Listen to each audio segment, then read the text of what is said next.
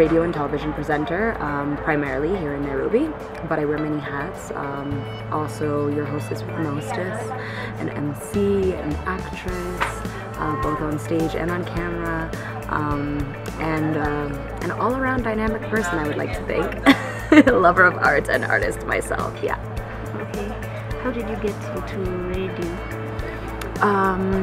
I got into radio here in Kenya through a friend.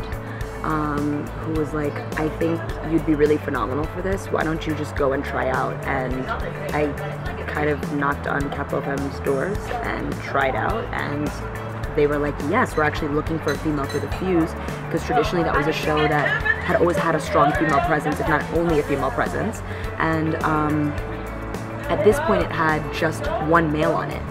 And so they were like, we really are actually looking for a female component, can you do this? And after a few voice tests, that happened. But I actually discovered radio even before that, while living in my hometown of New York. And after getting my undergrad degree in film, I went on to do a certification in radio and television. So it was a 9-month certification that was super hands-on, crazy intensive. You had to produce, record, shoot, conceptualize, present all your own stuff, whether it was for television or radio. And I got really passionate about it there. I got really into it there, and I've always been a lover of music, so I guess it's kind of natural that I ended up working in the biz. Okay. So you've mentioned that you are doing film, a course on film, then you got the certification in radio. My undergrad degree, my college degree, is a Bachelor of Arts in Film. Okay. So that's what my degree is in. Yeah. Once I graduated from university or college, in States we call it college, you guys call it uni, then I went on to get a certification in television and radio. So a certification is when you do not necessarily like a 4-year degree like I had already done, but when you do an intensive course, and that can range anywhere from 3 months to 6 months to 9 months to a year. Depending upon what the course is and which school you went to. I went to a school called Connecticut School of Broadcasting. It was actually phenomenal, and the rest is history. That's where I went on to get the certification in radio and television. Okay. What's your take on the longevity of radio since its invention in the late 1800s? Because like we started with maybe telegram, which was replaced by telephone, which is not being replaced by mobile phones, but radio has been there all through. Where do you think that is? Yeah, I mean, and before there were telegrams, there were pigeons who were sending handwritten notes, right? Yeah. I mean, I think as human beings, we always say no man is an island. You always need communication. And radio is extraordinarily effective, especially on this side of the globe, because it's tangible still to so many people. And that's why I think radio still has quite a long life to live here in Kenya and dare I say in Africa overall. You still have a lot of people who are tuned in, and radio does all kinds of things. It spreads information, it brings knowledge, but it's also entertainment. For example, the radio show I do, The Fuse on Capital FM, Monday to Tuesday. It's a 4-hour stint, 10 a.m. to 2 p.m., a mid-morning show.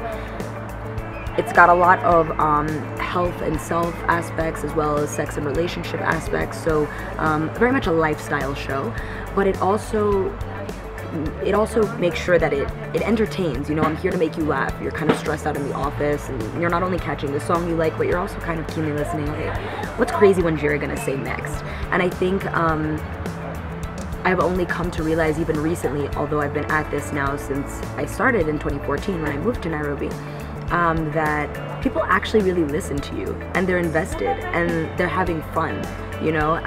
I received a message via LinkedIn today from a young Kenyan American who lives in Texas.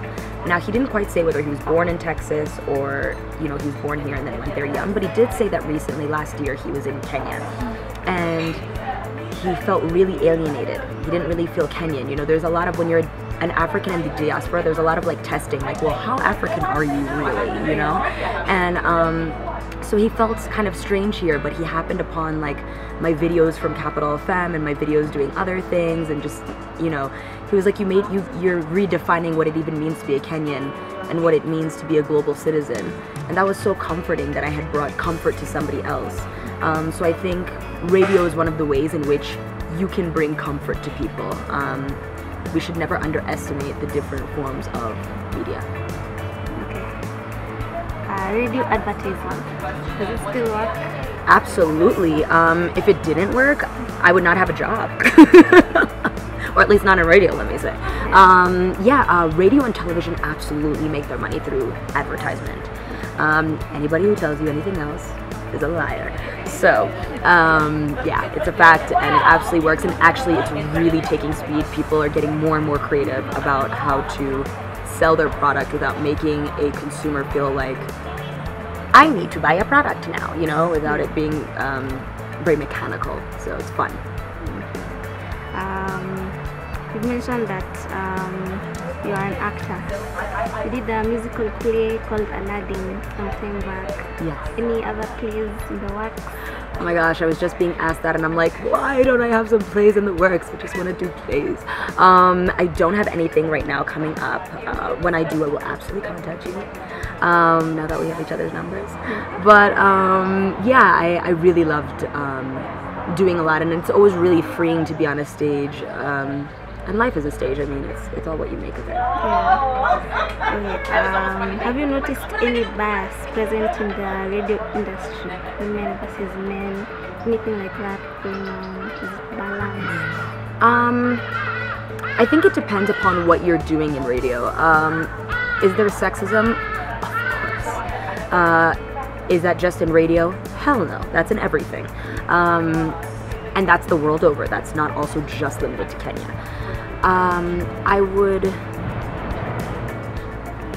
venture to say that you just need to just basically fight to break barriers, because otherwise it's quite obvious that you're going to encounter all kinds of nonsense in any arena that you go to work in, right? And so you just have to be mindful of that, but otherwise you'll probably be able to make do. If you come with the right attitude, if you're ready to work hard, just depending upon where it is and what you're doing, you may have to work a little harder. Okay. Have you noticed like a trend in Kenyan radio that many radio presenters are trying to adopt like the same voice? I don't know if you've noticed that. There is definitely, I think as Kenyans, there is still this thing of the outside world is cool, and I want to look as, I think they associate cool with worldliness and also sometimes with foreignness. And it's like, I mean, I thought Kenyans were so cool and Kenya was so cool, I moved here, Granted, obviously I have Kenyan roots, I'm half Kenyan, but I mean, I like it here, it shucks and jives in the right way. Maybe that's the wrong shuck and jive is the wrong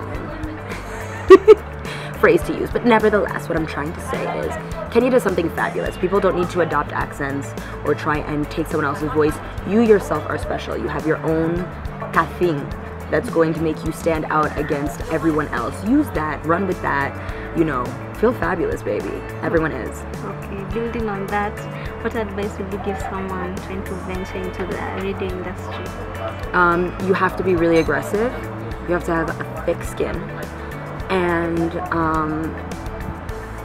I would really say being aggressive, having a thick skin, but also, make sure that you're actually working on becoming better at what you do.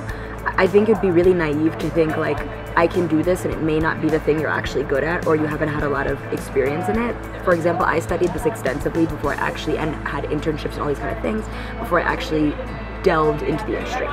And people don't see that part, and I think they think you just step on the scene and like, oh my god, like, Cardi B, whatever, I made it. Like, no, people work to get to where they are, and there'll always be more work to do, and every person who strives to be their best version of themselves knows this. So keep your chin up, work on your craft, do your homework, and adopt a really thick skin if you don't already have one. Inshallah, everything will work out for you. Any closing remarks? Closing remarks. World Radio Day. What a cool day. Bless UNESCO for giving us that. And recently too. It's not something that's been around since radio's been around. It's something that came about in the early 2000s, pretty much, a few years ago. And it's, I think it's really awesome.